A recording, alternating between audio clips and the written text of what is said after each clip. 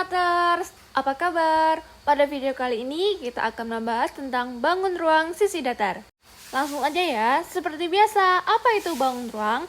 Bangun ruang adalah bangunan yang memiliki ruang yang dibatasi oleh beberapa sisi. Contohnya kayak kubus, balok, prisma, dan limas. Nah, apa aja yang akan kita pelajari pada video kali ini? Kita akan belajar luas permukaan, volume, hubungan antara diagonal ruang, diagonal bidang, dan bidang diagonal. Untuk luas permukaan dan volume, kita akan bahas per bangun ruangnya. Yang pertama ada kubus. Nah, di sini kita gambar dulu nih si kubus sama jaring-jaring kubus ABCD EFGH. Kita lihat di jaring-jaring kubus, di situ ada 6 persegi, di mana si panjang rusuk dari kubus itu kan sama semua, yaitu kita misalkan dengan S, makanya luas permukaan yaitu 6S kuadrat, ada 6 luas persegi. Kalau untuk volumenya itu S pangkat 3, di mana S ini adalah panjang rusuk si kubus itu. Nah, selanjutnya ada balok. Nah, kita gambar dulu nih baloknya. Kalau ini ada balok ABCD EFGH. Nah, kalau balok ini panjang sisinya itu beda, nggak kayak si kubus itu. Di balok ini ada panjang, lebar, sama tinggi. Kita misalkan dengan PLT. Kita lihat di jaring-jaring balok itu ada dua sisi yang luasnya sama. Kita tulis luas 1 sama dengan luas 2 sama dengan panjang kali lebar. Terus juga ada tuh sisi 3 sama sisi 4, luasnya yaitu lebar kali tinggi. Lalu ada lagi sisi 5 sama sisi 6 itu luasnya sama, yaitu panjang kali tinggi. Dari sini kita dapat nih luas permukaannya yaitu 2 kali PKL tambah LT tambah PT. Untuk volumenya yaitu panjang kali lebar kali tinggi. Lanjut, yaitu ada prisma. Untuk prisma ini ada beberapa nama, itu bergantung dengan alasnya. Ada prisma segi 3, segi 4, segi 5, segi 8, dan seterusnya. Nah, sekarang kita gambar dulu prisma segitiga ya, kayak di sini, sama si jaring-jaringnya itu. Nah, di prisma ini si alas sama si tutupnya itu luasnya sama, makanya luas 1 sama dengan luas 2 sama dengan si luas alasnya itu. Terus luas sisi tegak yang warna putih itu sama. Nah, sisi tegak itu bisa 3, 4, 5, 6, 7, atau 8. Makanya luas sisi tegaknya yaitu keliling alas dikalikan tinggi. Jadi kita dapatkan nih luas permukaannya yaitu 2 kali luas alas ditambah keliling alas dikali tinggi. Dan luas alas ini tergantung bentuk alasnya. Kalau segitiga ya setengah alas kali tinggi, kalau persegi panjang yaitu panjang kali lebar. Begitu juga buat yang keliling alasnya, tergantung sama alasnya bentuk apa, yaitu penjumlahan rusuk alasnya gitu. Oke, selanjutnya itu limas. Limas juga tergantung alasnya bentuk apa, bisa segitiga, 5 segi 4, 5 segi 5, 5 segi 6, dan seterusnya. Sekarang kita coba gambar 5 segi 4 ya. Kita lihat di jaring-jaringnya itu yang warna kuning, itu kan alasnya. Alasnya juga tergantung dengan bentuknya. Lalu yang warna putih itu bidang tegaknya, yang mana luasnya mereka sama.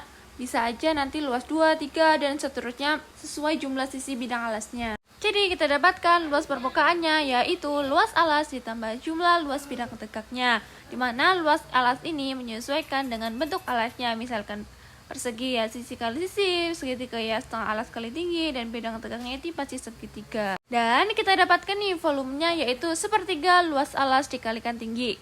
Oke, selanjutnya kita akan membahas tentang luas permukaan dan volume bangun ruang sisi datar gabungan. Untuk luas permukaan, kita hanya hitung sisi bagian yang ada di luar aja. Kalau volume, kita jumlahkan semua bangun ruang yang ada.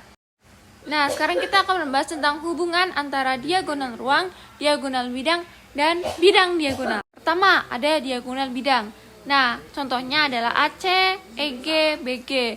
Nah, garis itu kan nempel di sisinya kan, makanya dinamakan diagonal bidang. Jadi diagonal bidang adalah garis yang menghubungkan dua titik berhadapan pada sisi bangun ruang. Nah, kuncinya itu di kata sisi ya. Kayak diagonal AC ada di sisi ABCD, ya kan, dan seterusnya. Nah, kalau misalkan nih garis AG ini itu apa? AG ini adalah diagonal bidang.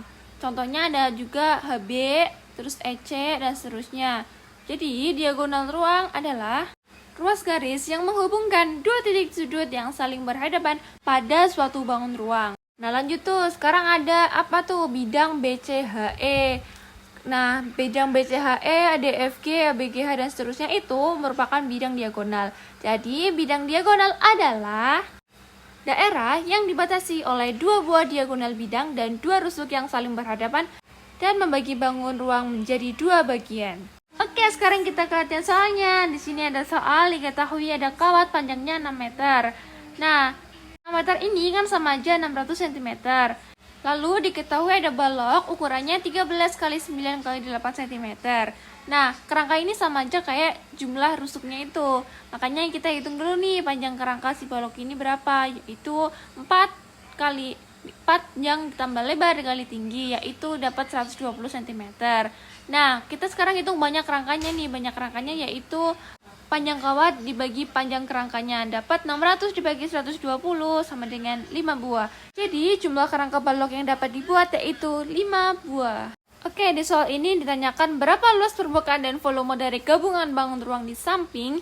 Yang pertama, ingat luas permukaan itu kita hanya menghitung sisi luarnya. Makanya yang EFGH itu kita nggak hitung ya. Oke, sekarang kita hitung dulu nih luas permukaannya.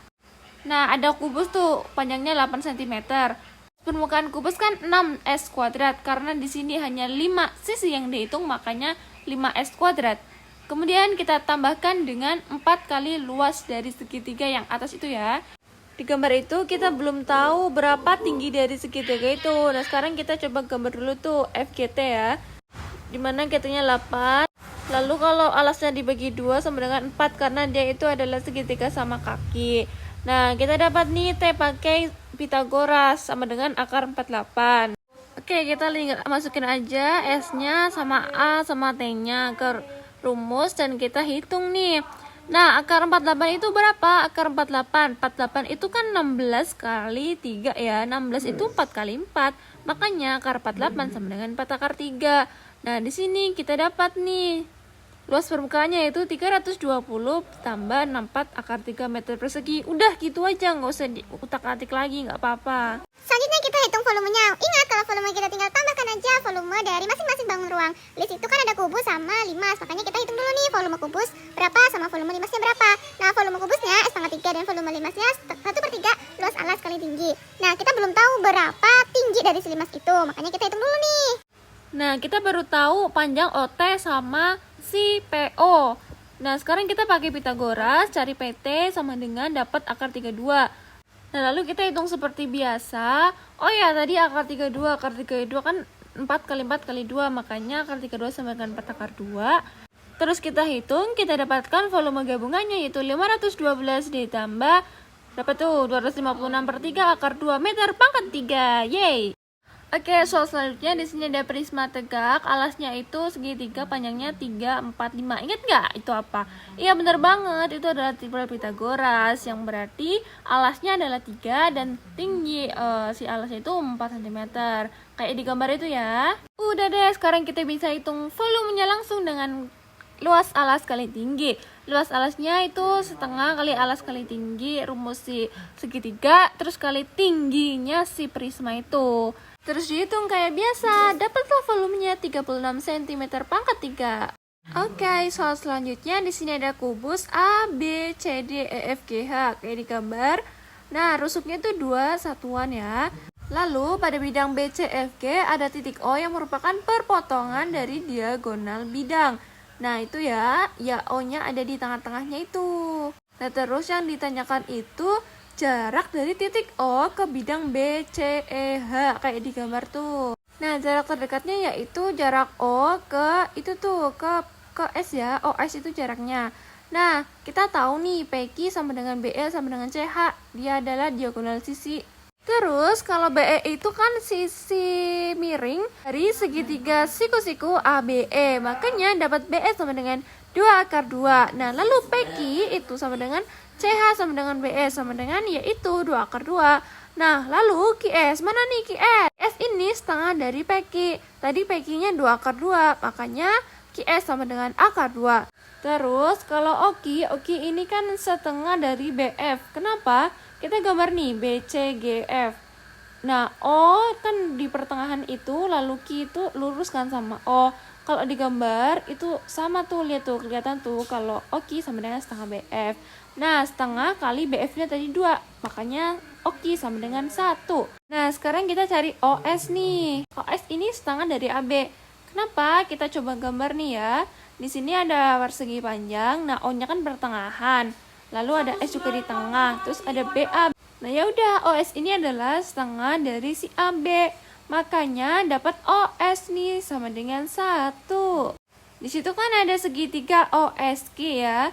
OS sama dengan 1, terus tadi OQ juga dapat 1. Nah, SQ-nya tadi akar 2. Udah buat jarak O ke bidang itu sama dengan O ke titik yang ada di garis QS, di mana titik itu merupakan titik yang memotong QS menjadi tegak lurus. Terus karena OS sama dengan OQ atau segitiga sama sisi, makanya si SQ ini kalau dibagi 2 itu panjangnya sama, yaitu setengah akar 2. Sekarang kita pakai Pythagoras. OT sama dengan akar OQ kuadrat dikurangi QT kuadrat. Terus OQ-nya tadi 1 kuadrat, TQ-nya setengah akar 2 kuadrat.